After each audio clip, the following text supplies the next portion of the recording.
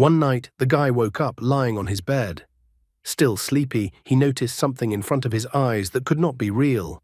He was trying to figure out if he was hallucinating when he saw a door floating in the air in front of him. There was some kind of frightening aura emanating from the door. The guy got up from the bed and began to examine the door. What surprised him was that the door was just hanging in the air and there was absolutely nothing behind it. The guy even assumed it was some kind of magic. As the guy was examining the door, he pulled the door handle down. At that moment, the door opened inward and the guy fell into the inside of the door. From this abrupt opening of the door, he fell behind the door to the ground. A corridor of some sort appeared before his eyes, with no end in sight. He didn't know where the magical corridor in the magical door came from. The guy must have thought he was in a dream, so he decided to follow this strange corridor behind the magic door. He was like that person in the horror movie who dies first. The guy started asking into the void if there was anyone in this corridor. As he took a few steps deeper into the hallway, he heard someone eating something. Suddenly, a skeleton that seemed to belong to some giant appeared in front of the guy. The skeleton had green eyes. It also had a third eye on its forehead, and there was blood dripping from the giant skeleton's mouth. The guy obviously didn't expect to see such a monster here. After all, he thought he was following the rabbits to a better world. He immediately turned around and ran back to the door. The giant skeleton was not going to let go of the one who disturbed its peace and rushed after the guy to eat him. Running out of the door, he immediately grabbed the doorknob and tried to close it. The guy even apologized for the disturbance and wished the giant skeleton a good life. He was a very polite guy. He was scared because what if the giant skeleton could get through the door? However, suddenly the door in the air just vaporized. After that, the guy heard some voice congratulating him. A certain voice reported that the ability to link worlds together had been awakened in the guy's body. The voice was happy that he had finally managed to find the guy. The guy looked around fearfully as he couldn't realize who was talking to him. The unknown voice asked the guy not to be nervous and explained to him that he himself was trapped in another world and therefore he could only communicate with the guy in this way. The voice informed him that the time of communication between him and the guy was limited, so he asked the guy to do as he said if the guy didn't want to die. The guy still couldn't realize what was even going on. The unknown man asked the guy to open his backpack and take out a relic. Finding something that looked like a relic in the backpack, the guy examined it, trying to figure out what it was. An unknown voice informed him that it was a cursed statue of the king of fallen spirits. He said that someone intentionally put the relic next to the guy's body to put a birth curse on him, killing him and taking the guy's soul, but the guy suddenly survived such a thing. At the same instant, the guy got a flashback, and it turned out that he was not the owner of this body. This body belonged to a high school student, Shen Ye. It turned out that Shen Ye's soul had been burned with the help of the cursed statue of the king of fallen spirits. The guy himself died in a classic scheme from overworking. After that, his soul teleported to another dimension and he took possession of this body. An unknown voice notes that since the generic curse could not kill the guy, it will give power that no one had before. All of this took the power the soul had accumulated over millions of years. He asks the guy to knock on the gate one more time, however the guy has absolutely no idea what else the gate is. At the same moment, the relic in the guy's hands crumbles. An unknown voice informs him that this gate belongs to the guy, and the guy now has the ability to link worlds together. Suddenly, a door materialized again in front of the guy. Immediately, the door was labeled "Polite Person." The guy was told that since he had behaved very politely the last time he entered the gate, he was rated as a polite person. He also saw a sign saying that he had the rank of polite person, grey, broken. Every time he behaves politely, the impression of him improves. The guy is even surprised to read that caption, since it's a passive skill and it's like it's being graded. The unknown voice notes that his power is running out, and so he decides to issue a final recommendation. He advises the guy not to use the relic against his people, because once they realize the guy is still alive, they'll come to kill the guy. He even notes that it's possible the guy will be killed in the next second. The guy asks to wait and wonders who the voice belongs to, as well as why the mysterious voice told him all this. The mysterious voice informs him that it was all done because he needs the guy's help. The world that the guy has fallen into is called the Nightmare World. This world has trapped the one to whom the mysterious voice belongs. It asks that the person become stronger and release it, then it will reward the person.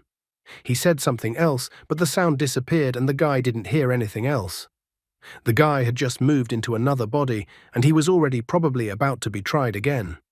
He searched through Shen Ye's memories, but he still couldn't find any enemies.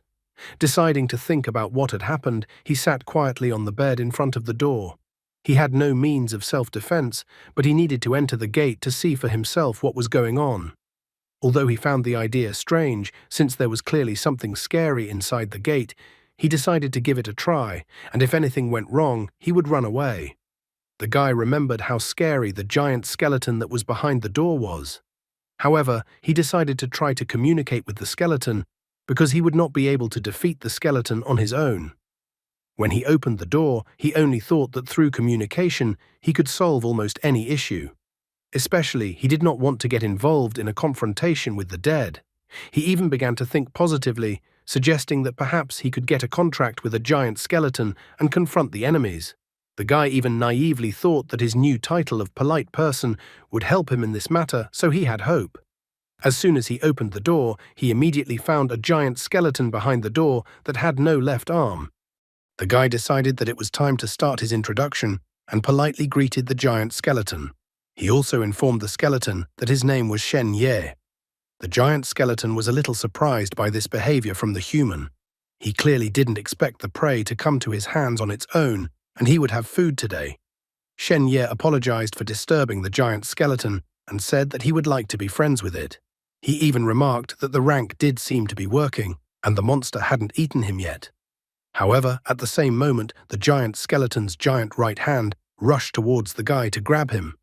Shen Ye managed to dodge at the last moment and miraculously managed to avoid being swatted like an ant, as even the floor under the guy's feet cracked. Walking out of the door and back, the guy didn't understand how the giant skeleton had such strength, especially since he was only trying to talk to the skeleton. Shen Ye barely had time to run back into the door and close it at the very last moment before being swatted by the monster, which ended up only breaking the door. From such a powerful blow of the skeleton on the door, the guy was even thrown back on the bed. The new Shen Ye noticed how his foray into another world was too dangerous. He is lucky that when he closes the gate, it disappears. He even complains that the grey ranks are a total nonsense. He'd like to get something more interesting than a polite person. However, the system informed him that you can only get assessment ranks once a day. The guy has already used his attempt earlier, so the system asks the guy to wait until the next day. The guy complains that the system was useless. However, he wasn't going to just sit around and whine. After all, if the giant skeleton continues to stand near the door, he is unlikely to deal with it tomorrow as well. The assassin was going to appear at any moment, so the guy refused to waste precious time. The guy had been a salesman in a previous life, so he decided to remember his skills as a salesman and decided it was time to be persistent. Opening the door, he apologized to the giant skeleton again. At the same moment, he had to close the door, and the giant skeleton only chewed up what was left of the door. At the same moment, the salesman reappears, only from the already new door. He tells the skeleton that the skeleton cannot eat him, as he is traveling in two worlds at once, so he suggests that the skeleton talk to him. However, the giant skeleton again refuses to listen to this nonsense from the pathetic man and smashes the doors with his right hand. To the giant skeleton's surprise, the guy reappears from the new door and asks to listen to him. The giant skeleton got tired of the guy and decided to just leave the guy alone. However, the guy called out to the skeleton and asked him not to leave. "Dormammu, I've come to bargain." The new Shen Ye tells the skeleton that he only now noticed that the skeleton was injured. He made the assumption that when the skeleton eats people, new bones grow at the site of the fracture. Also quickly examining the skeleton, the guy notices that not only is the skeleton's left arm injured, but also its skull, ribs, spine, and so on. The entire body of the giant skeleton was badly damaged. The words spoken by the guy made the giant skeleton stop. Like a seasoned salesman who will sell you anything you weren't even going to buy. The guy points out that he can't let the skeleton eat him. However, by showing a picture on his phone, the guy informs the skeleton that there are many items and things in his world that are good for the giant skeleton's bones and that the skeleton can eat. Pointing to his phone, he talks about calcium pills that greatly strengthen the bones. The new Shen Ye notices that there are many supplements in his world that are much more nutritious than himself. The guy suggests that the skeleton become friends, and then he'll buy the skeleton some of it. Plus, he notes that it will be very beneficial to the skeleton. However, at this point the skeleton turns around and some magic starts to form in his hand. The guy noticed that he failed this time and needed to come up with a new plan. However, at that moment a gigantic-sized contract materialized in front of the guy. The system immediately notified the guy that the contracting process had begun. He was glad that his plan had finally worked. The signatory of the contract was listed as the progenitor of dark bones, the king of ghouls, the defeated lord of the underworld Mikteti Kahiwa. The whole description of his new friend was unbelievable. Still, the guy wondered why there was an ellipsis after the name. His former fervor and surprise vanished when he read that the defeated lord of the underworld, Mikteti Kahiwa, was the combat warehouse officer of the 5th Command of the Army of Darkness. After all, he had realized that the giant skeleton was just a small fry doing clerical work. The contents of the contract stated an equal exchange. In it, the skeleton reported that 7,000 years ago, humans relied on it. With the talent to create culture, art, science, and technology, the eternal clock of fate struck 12 times that even the gods paid attention to the situation at that time. Skeleton hoped the man could help restore his powers. He had never signed a contract with anyone, Coma the gods, so the skeleton asks that the human understand the value of this contract as best as possible. The contract also stated that if the parties were not satisfied, they could cancel the contract at any time. The contract also stated that by leaving his signature in the box of the guy's name, the contract would be considered a done deal. Using his finger, the guy wrote Shen Ye's name on the contract. The contract immediately stated that Shen Ye was a person who had defeated the curse of the fallen evil spirits, the guardian of the realm of dreams and reality, and the only spatial gatekeeper of the two worlds. She was even surprised that it was all written about him. After Guy's signature, the contract was officially made between him and the skeleton, and their futures appeared to be tied together. Shortly thereafter, the parents took the guy home from the hospital. The mother immediately became worried about her son. She noticed that her son had just been discharged from the hospital, and if he felt sick, he should immediately inform her about it. Mom advises her son to get more rest. She bought a tonic for him and advised him to take it on an empty stomach to restore strength in his body. The father brought calcium tablets. Shen Ye thanked his parents for their concern. However, it was important to the mother that her child was healthy. The guy was an orphan in his previous life, so it was nice that now there was someone to take care of him. Suddenly, someone knocked on the door of their house. It turned out to be police officers from Dongcheng County Police Station. The officer informed them that they would be handling the case Shen Ye was involved in. The officer reports that there are many incidents like this every year that cannot be predicted and that they do not have a solution to this situation. The officer remarks that luckily the guy was able to recover. However, the guy is not a little relieved by this strange optimism. He knows better than anyone that the real Shen Ye died after being subjected to an ancestral curse. Shen Ye wonders to the officers why, if someone encounters such a thing, there is nothing to be done but to go along with fate. Suddenly, an officer who was younger than his partner decided to answer this question. This officer had a metal implant in place of his right arm. He reported that he understood the guy's feelings. However, he also mentioned that the hospital will be closed, and soon no one will be allowed to enter this hospital. Therefore, he asks that the guy not to worry, as there will be no new victims. Shen Ye noticed that the officer had 3 stars, which means at that age he was already a sergeant. The guy thanked the officer for telling him such information and noted that he was afraid someone would start questioning him about everything all the time. Shen Ye seems to be a fan of Doraemon. The officer remarks that the guy is just a high school student, so it doesn't seem to him that the guy might have enemies. After saying that, the police officers said that they were glad that the guy was able to survive and that they were able to talk to him, and after that, they decided to leave the guy's house. Shen Ye immediately noticed that it seems the king of fallen spirits is very dangerous, as not only the police but also the government can't do anything about it, so they are afraid when such cases happen. However, Shen Ye was just a simple student, so it was not clear who had the idea to send such a powerful curse on a high school student. Soon the sergeant returned to the guy's room, looking around. Shen Ye inquired as to why the sergeant had returned. The sergeant held out his calling card and asked the guy to take it. Before he left, he asked the guy to call him if anything happened. After the sergeant left, the guy took a look at the calling card and took the sergeant's name, Luo Fei Chuan. The sergeant's behavior made the guy think that there still seemed to be some good officers left in the police force. However, the new Shen Ye didn't know if he could trust the sergeant or if he could help him. The guy notices that the sergeant definitely didn't follow instructions when he gave him his calling card. He even wonders what the sergeant can do about such matters that the police department and even the government can't solve. Besides, now everyone knew that he was still alive, which meant that the assassin would definitely not give up and would decide to finish what he had started. Despite all the kindness shown by his father and mother, Shen Ye could not be sure that they were not involved in this matter.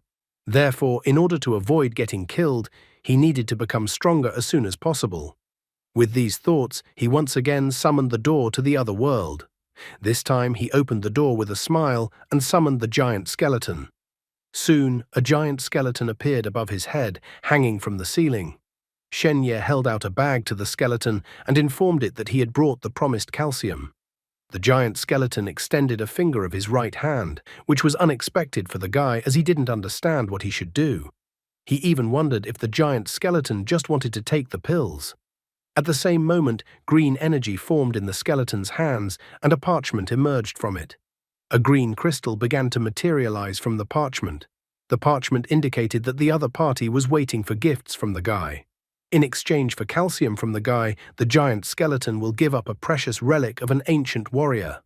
Low-tier nightmare crystal, an item created by the High Elves, former enemies of the mainland. Low-tier nightmare crystal can instill in the user certain knowledge, skills, intelligence, and so on. As indicated in the parchment, war is an ever-present theme in this nightmare, and the entire civilization and knowledge is built around accelerated combat power enhancement. Shen Ye took the crystal in his right hand, admiringly looked at it. In front of him was a crystal that could be used to acquire knowledge and skills. Suddenly, the crystal in the guy's hand cracked and shattered into many debris. The system immediately reported that the guy had learned a technique: Moonlit Deer Walk. Moonlit Deer Walk, the basic technique of the Elves. The undead clan and the Elves fight all year round. So to fight the undead, the Elves created this technique. This technique allowed them to perfect their bodies. The guy seemed to be energized by the vitality that came from acquiring a new technique. He was glad that he could receive such a reward. He felt that he was becoming stronger.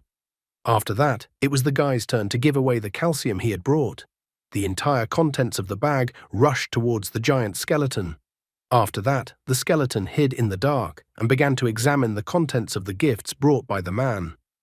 Shen Ye didn't understand why the giant skeleton did something like this. After all, they had signed a contract. He didn't wait for the giant skeleton to eat all the calcium and hurriedly studied the technique he received first. In addition, he heard that it looked like his parents had returned home. The system reported that the first Moonlit Deer Walk technique required 3 agility points.